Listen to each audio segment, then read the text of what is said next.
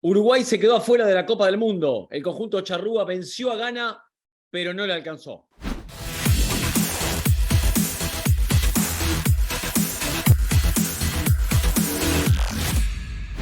Estaba a tiempo de corregir Uruguay lo que había sido un camino bastante torcido en la Copa del Mundo.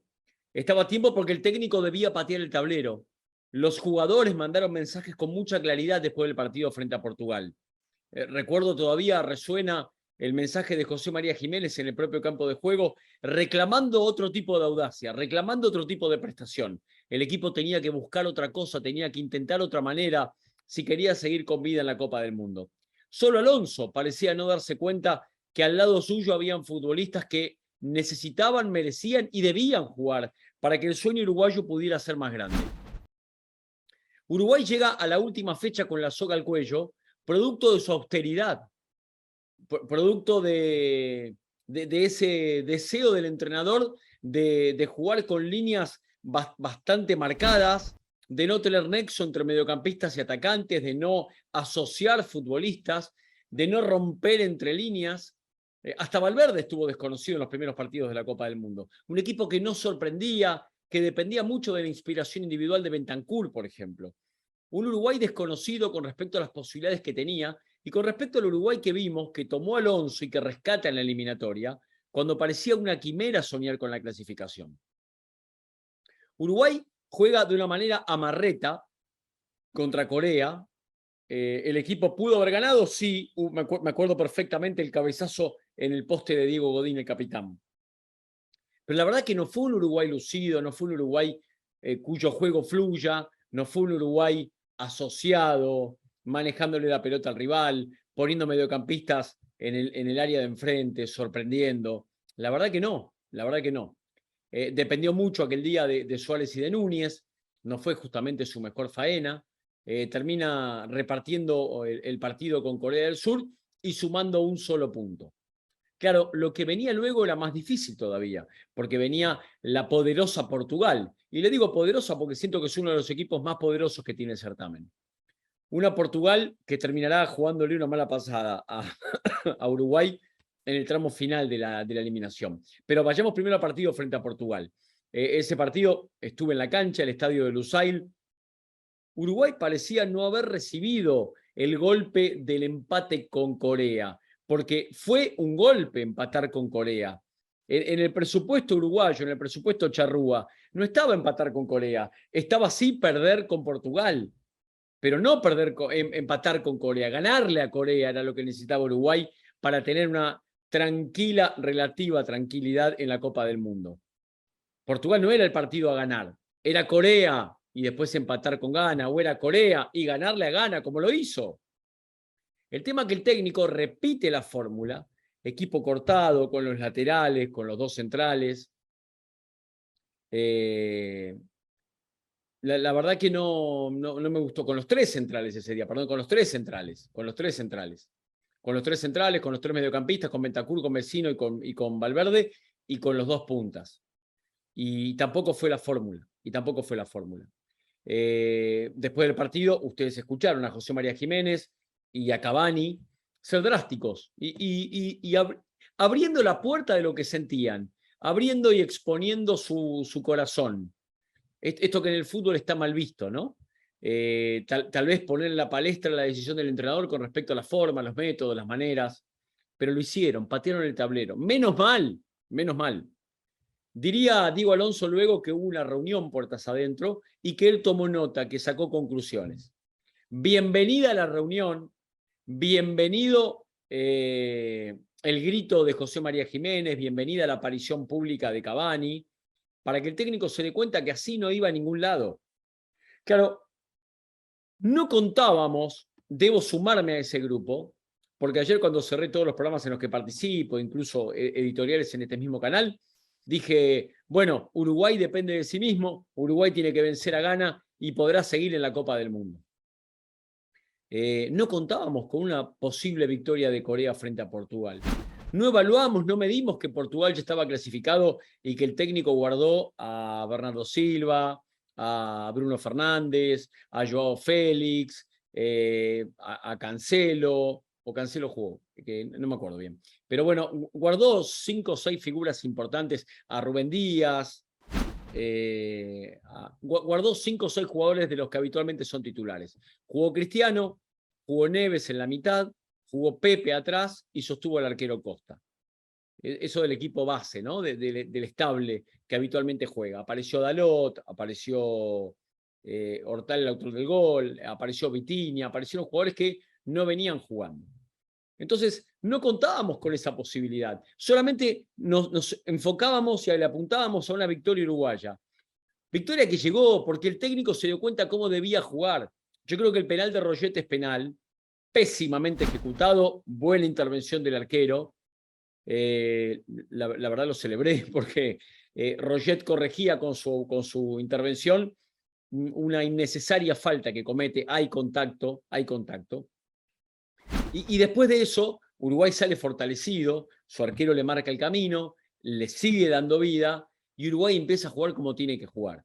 Claramente la figura de ese primer tiempo fue Georgián de Arrascaeta, a quien todos pedíamos que jugara. Solo en la cabeza de Diego Alonso no jugaba Arrascaeta.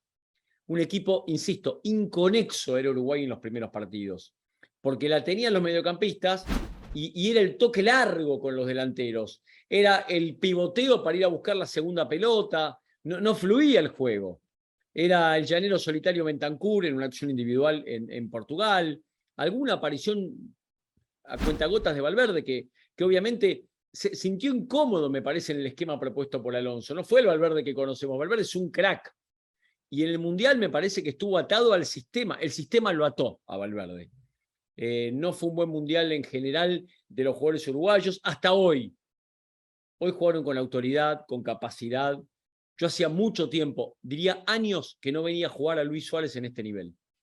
En una acción individual de Suárez, engancha hacia adentro, llega de Arrascaeta para empujar con la cabeza el rebote y marcar el primero. Y luego en otra gran acción de Suárez, que con un pase por encima de la cabeza a un defensor ganés, lo deja solo a Arrascaeta, que le pega entrándole hacia la pelota como le pegan los arqueros de volea, un gol notable del 10 del Flamengo, notable. Ganaba muy bien Uruguay, era todo fiesta, era todo jolgorio, era todo alegría. Portugal había empezado ganando su partido, pero Corea lo había empatado.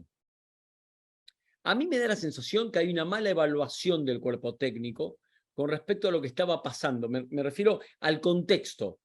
Porque Uruguay ganaba tranquilo, ganaba cómodo. Yo sentía que el partido podía jugarse un día más y que Ghana no lo revertiría. Muy por el contrario, aparecían los espacios y Uruguay pudo haber ampliado la cuenta. Pero me parece que hay una mala evaluación del técnico Alonso. Porque un gol más de Corea te dejaba fuera. Vos necesitabas un gol más, porque ahí empezaba a tallar la diferencia de gol. Estaban los dos, cuando Corea pasa a ganar, estaban los dos con 4 puntos y con diferencia de gol 0. O sea, un gol más de Uruguay y pasaba Uruguay. Le quedaban 8 minutos en ese momento al partido. Pero Uruguay ya había prescindido de sus 2 mejores jugadores, que no estaban lesionados y que no tenían dificultades físicas. Y si este suponía ser el último partido en la historia de Luis Suárez en los mundiales, ¿cómo lo vas a sacar? ¿Cómo vas a sacar a la Arrascaeta si la historia no está cocinada? Si el pescado no está en la parrilla. Cuando terminó el partido me puse a pensar, ¿pero por qué lo sacó? Quiero creer que hizo una mala evaluación Alonso o que creyó que estaba cocinado, que estaba terminado, que estaba resuelto. Insisto, un gol de Corea lo ponía a Uruguay con la necesidad de marcar un gol más. Entonces, me pregunto en este momento, ¿fue correcto haber sacado de Arrascaeta y a Suárez, que eran las figuras excluyentes del partido de hoy? Uno marcó 2 goles y el otro intervino en los 2 goles, con un pase gol y con un remate. ¿Por qué lo sacó? ¿Por qué lo sacó de la cancha? Vamos a los que entraron. Gómez, Cavani, Canovio. No jugaron a la altura de los demás. Estuvieron bien, no estuvieron mal.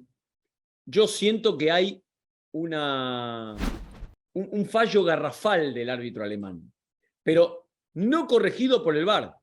Para mí lo han despojado hoy Uruguay de una posibilidad, no de la clasificación, pero sí de una posibilidad con un remate penal. Para mí hay una clarísima infracción a Cavani cuando se jugaban los 8 minutos adicionados al tiempo reglamentario. 6 en el primer tiempo, 8 después. O sea, el partido de hoy tuvo 114 minutos de juego. Para mí es penal a Cavani, es penal a Cavani. Yo esperaba todo el tiempo que desde el VAR le digan al árbitro alemán, anda a verla porque hay contacto, anda a verla porque hay contacto. Y veía que el árbitro alemán tenía, desde su postura gestual, la intención que el juego continúe, que el arquero gane saque. Y siento hoy, habiendo visto varias veces la repetición, que a Uruguay lo despojaron de una posibilidad. Después no sabemos si el penal hubiera sido gol o no. Pero para mí fue penal a Cavani. No justifico, pero comprendo el enojo de José María Jiménez, que se lo quería comer al árbitro en el final, porque es increíble que no haya...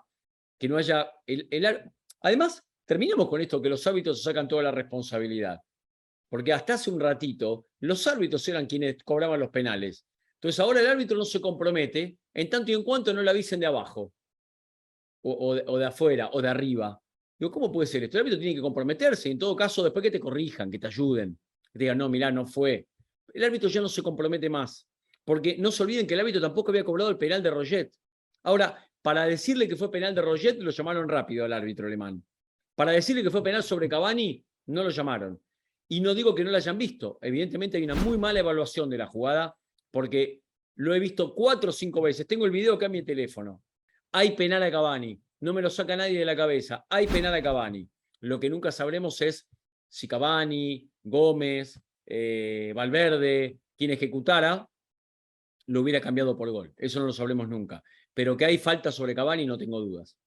Uruguay hipotecó su clasificación por ser amarrete en los primeros 2 partidos.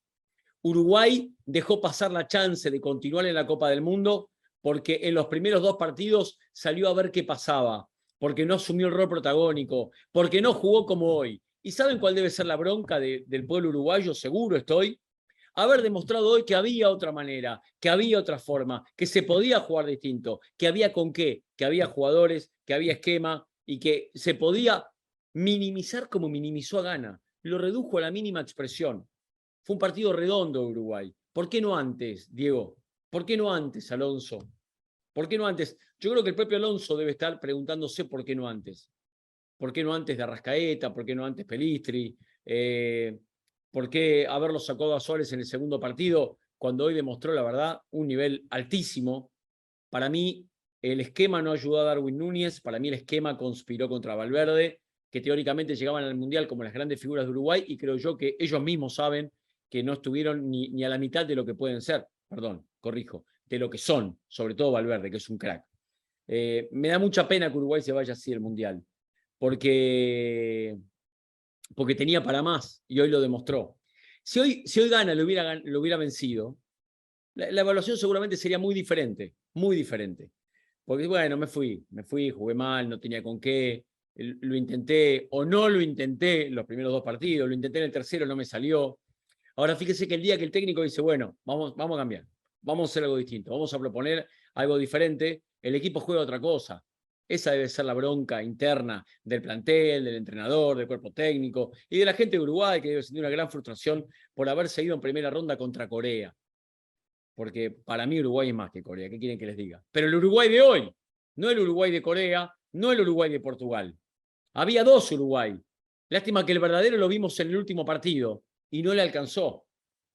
Portugal se adjudicó el grupo, Portugal con 6 puntos pasa primero en esa zona y finalmente Corea por diferencia de gol se queda con el segundo lugar. Corea, todo parece indicar, va a ser o sería el rival de Brasil.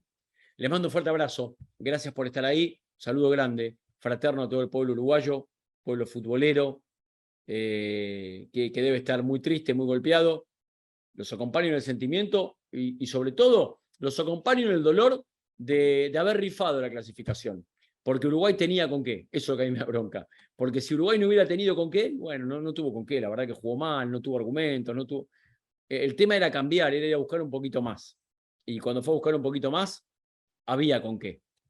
Muchos jóvenes para el futuro, eso sería lo bueno.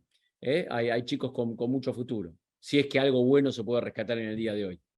Fuerte abrazo, nos encontramos más tarde porque hay más partidos, porque hay más cosas, porque hay programas, porque tengo muchas más cosas para contarles durante esta jornada fantástica en la que se cierra la fase de grupos. Mientras tanto, si quieren en tiempo real, ahí estoy subiendo jugadas, cosas, opiniones, @Lieberman Martín, tanto en Twitter como en Instagram. Que tengan buenas noches.